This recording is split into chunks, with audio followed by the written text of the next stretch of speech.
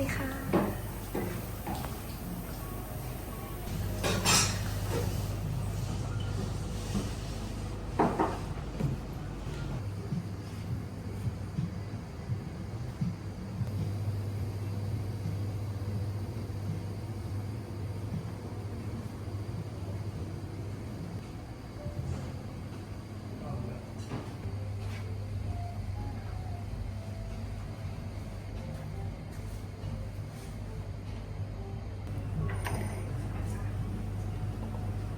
ยารีเช็คเบื้องต้นนะผมมีแพ้อาหารไม่ชอบทานอะไรนะครับ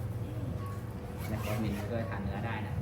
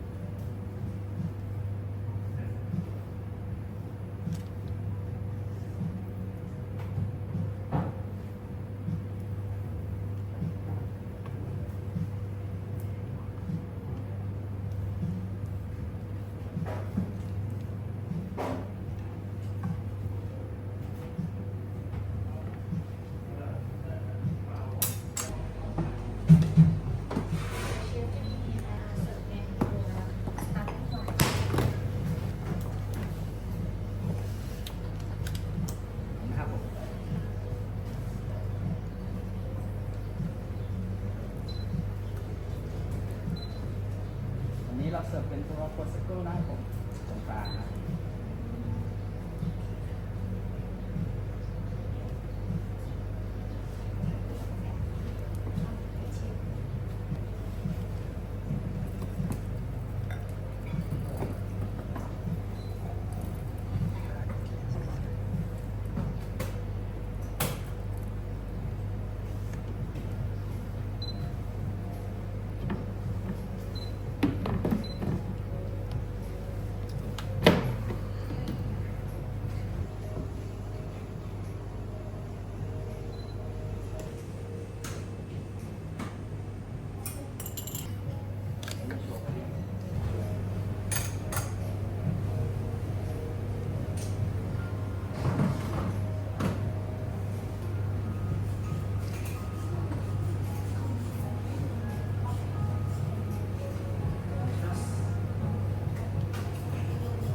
คอร์สมีทั้งหมด 20 ไอเทมนะครับผมรวมซุปรวมดีเซอร์นะครับเชฟบอร์ดยานเริ่มเลยครับ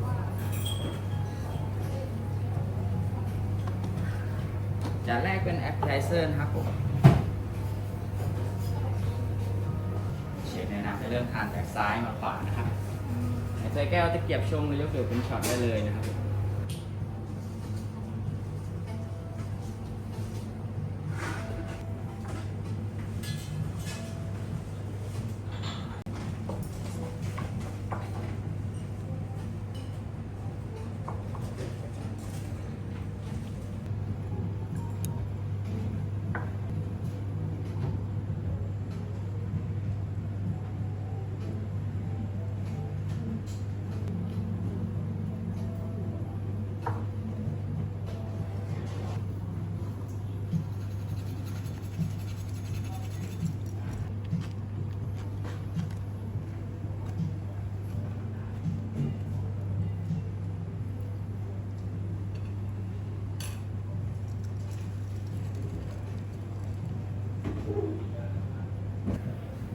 คาเวียร์วันนี้นะครับ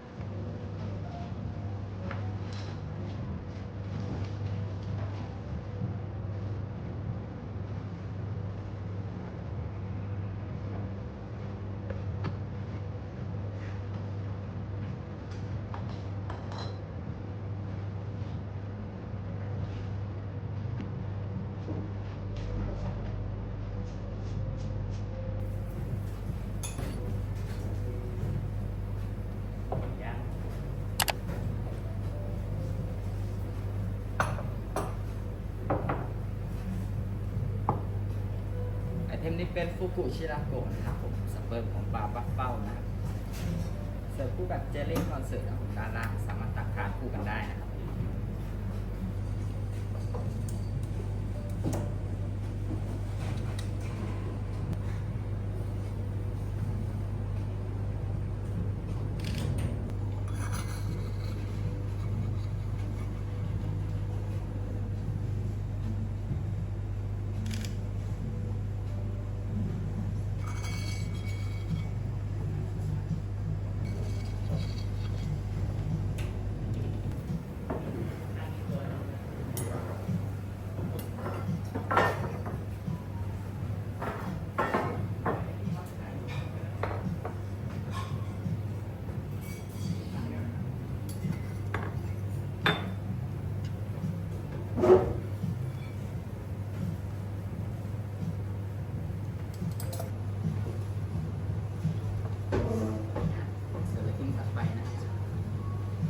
เป็นอังกิโมะนะครับผมตับปลาอังโกะนะครับผมเชฟมีสโมกด้วยพร้อมนะครับ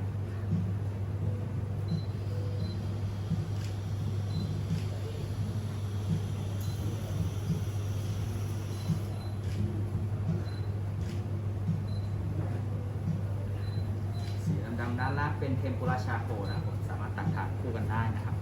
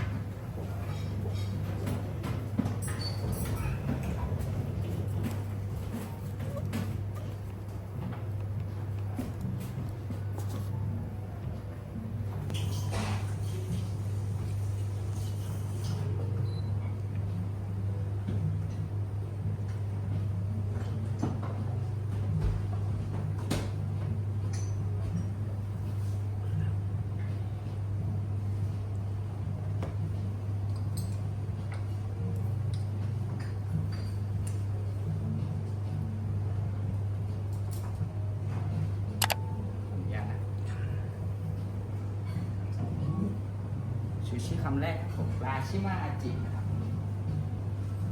ข้างบนเชฟท็อปด้วยหอมบดผสมกับขิงนะครับ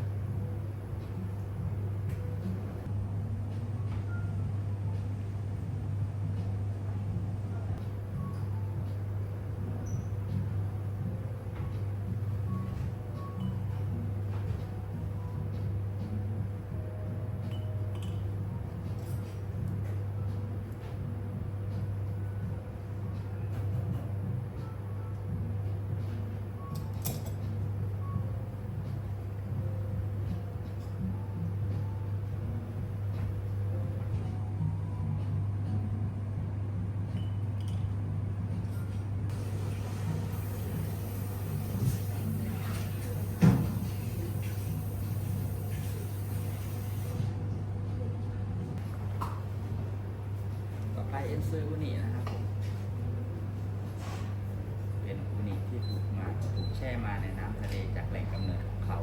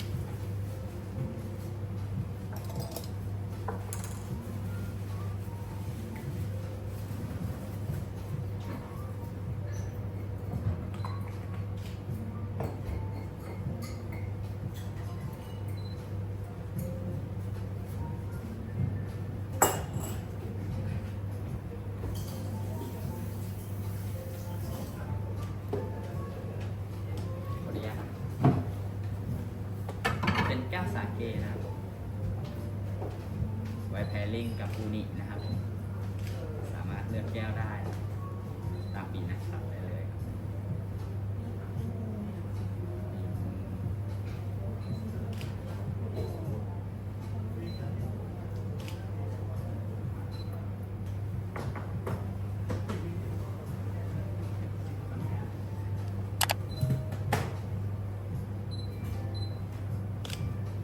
เชฟแนะนำให้ทานอูนิก่อนนะครับผม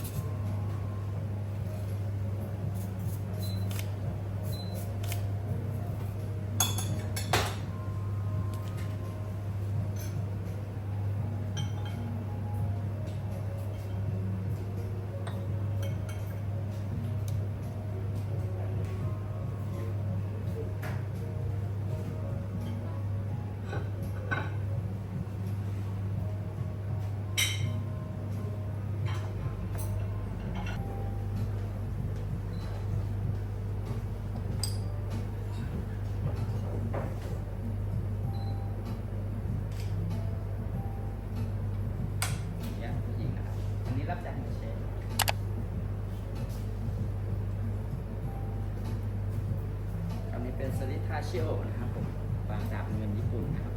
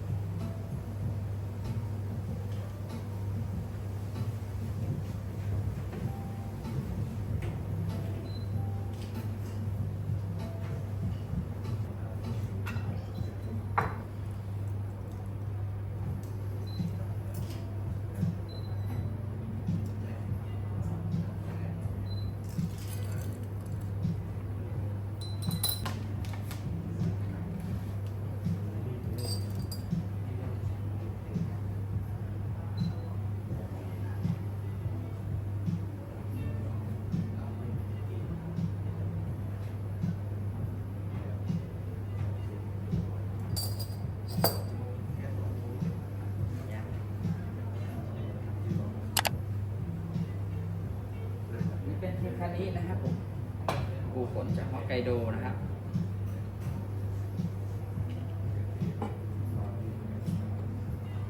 ปูขนคนญี่ปุ่นยกให้เป็นราชินีปูนะครับผมเสิร์ฟคู่กับข้าวคลุกมันปูนะครับผมดารา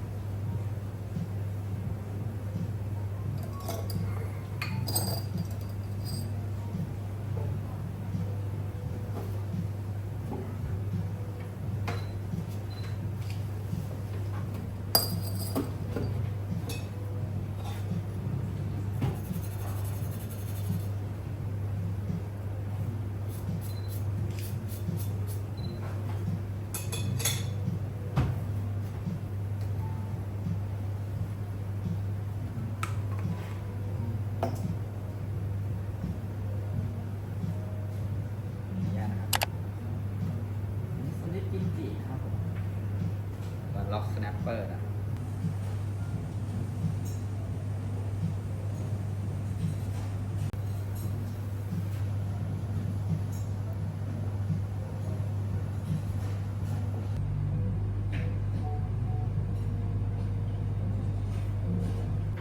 นี่เป็นฟิงเกอร์แลนด์นะครับ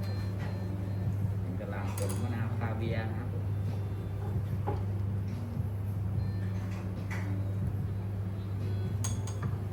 เป็นรูปแบบนี้นะ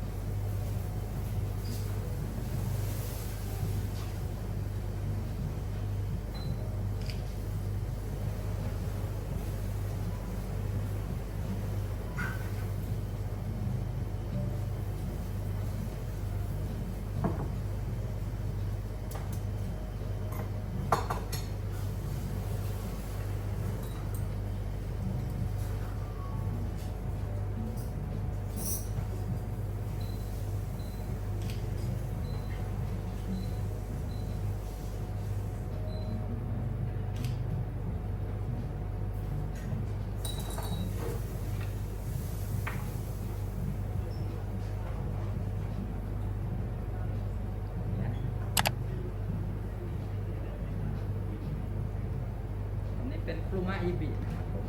วงลายเสือญี่ปุ่นนะครับ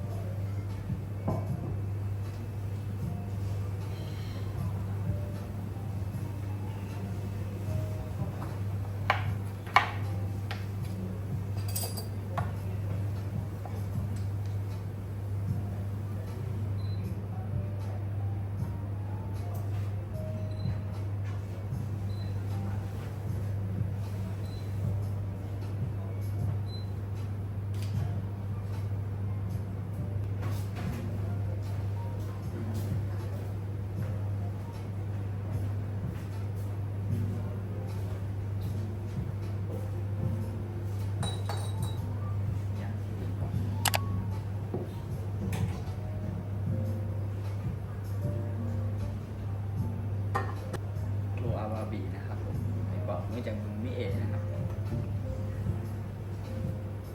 พร้อม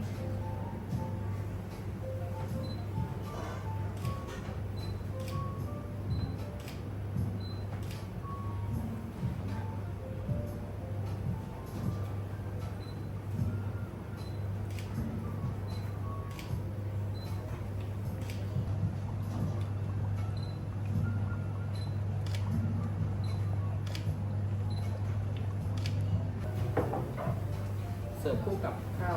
คู่กับซอสที่ทำมาจากตับของเขานะครับผม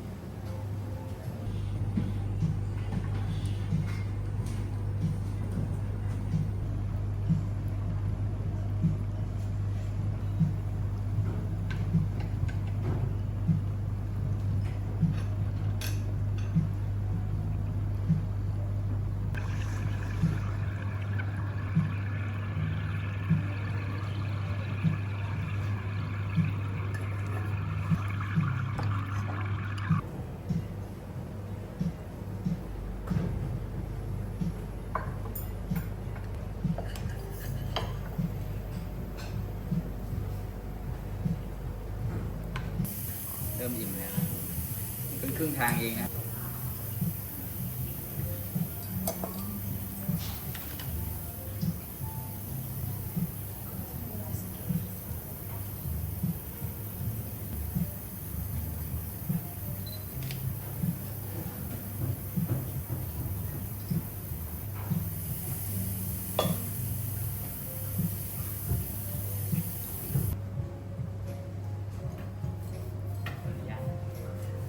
ต่อไปตัดเลี่ยงมาทานปลาเนื้อแดงนะครับเด็ดจุ่มลงไปในลูกชิ้นในตู้เย็นนะครับผมให้เขาเย็นจัดนะครับต้องทำสดชื่นนะครับ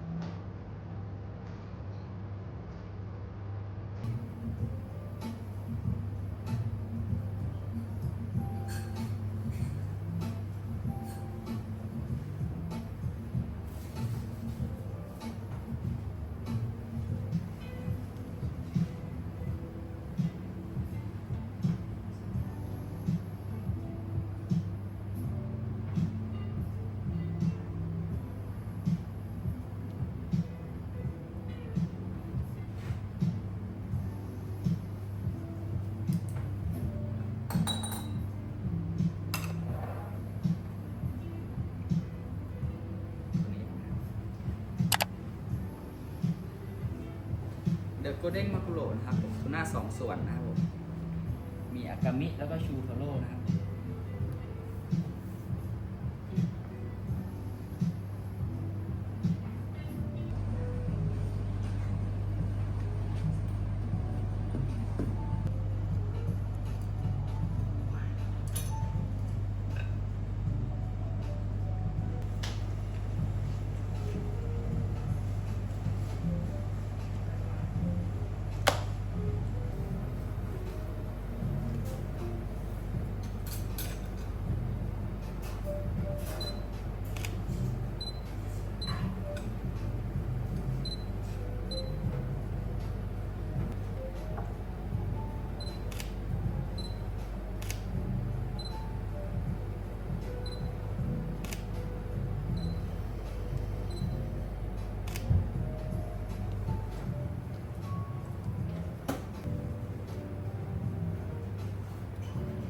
เป็นคามะโทโร่นะครับผม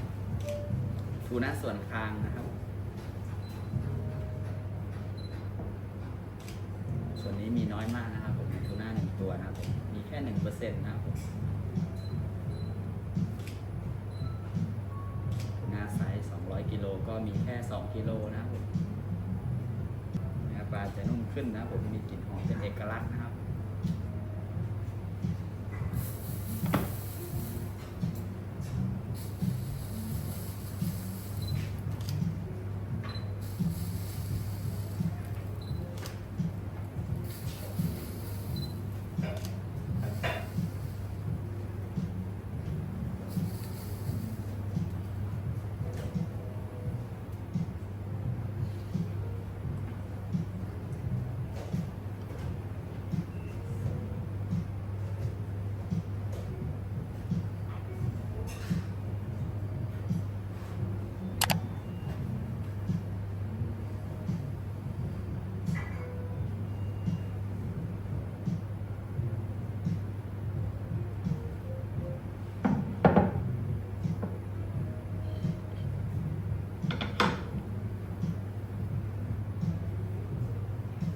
ข้าวนิดเดียวนะปลาชิ้นหนานะ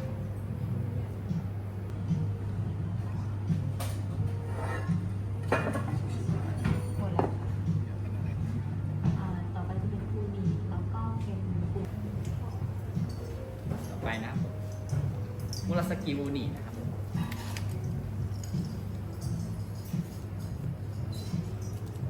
สายพันธุ์น้ำยาวครับโดดเด่นเรื่องความครีมมี่นะครับ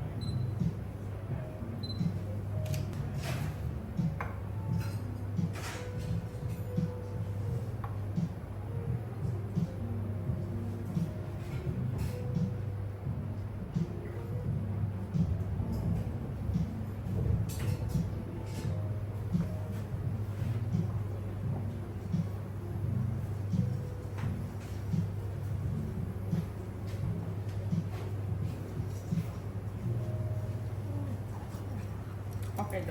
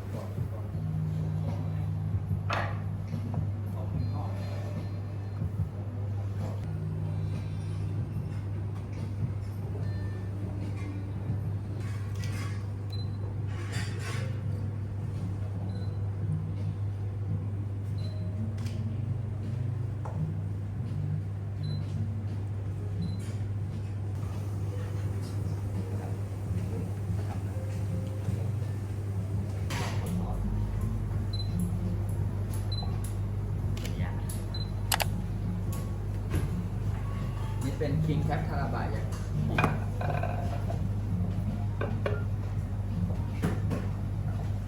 กินแคปทาราบะยากินะครับ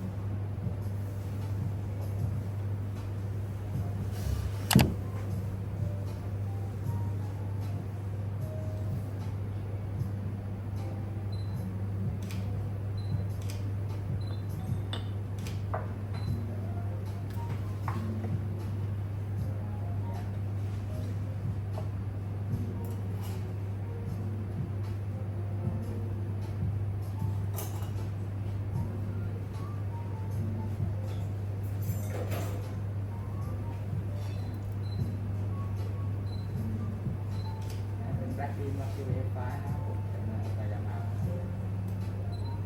เป็นตัวที่ถูกเลี้ยงด้วยน้ำแร่แล้วก็ถั่วดำตั้งแต่เกิดมา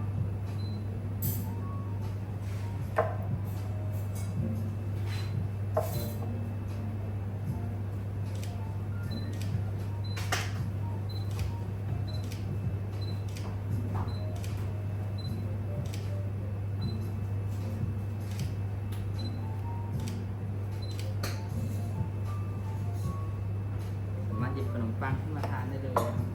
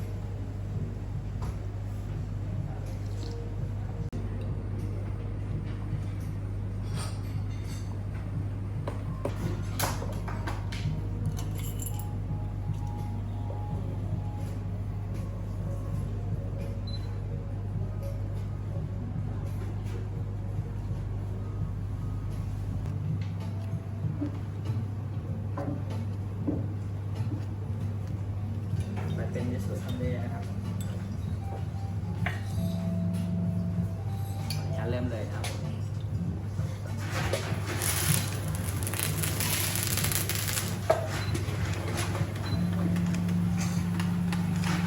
เทน้ำซุปยิสุลงไปในลิควิดไนโตรเจนนะครับ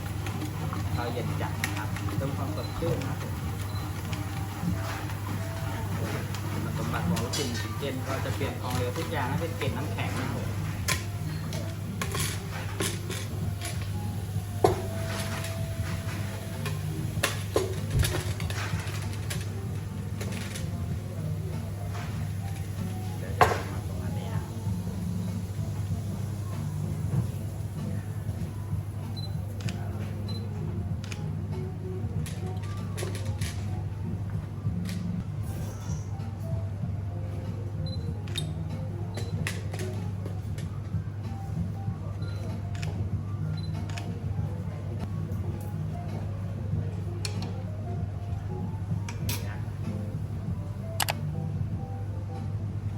แนะนำให้ทานตัวยิสุสเปรย์ก่อนนะผมสเต็กน้อยนะครับ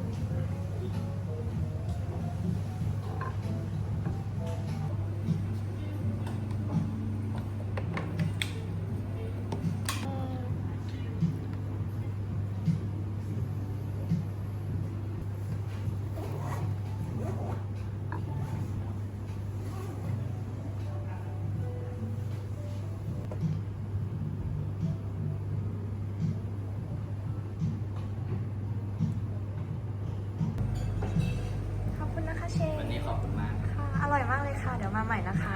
ขอบคุณค่ะ ค่ะได้ค่ะ ขอบคุณมากค่ะ ขอบคุณค่ะ ขอบคุณค่ะ ขอบคุณ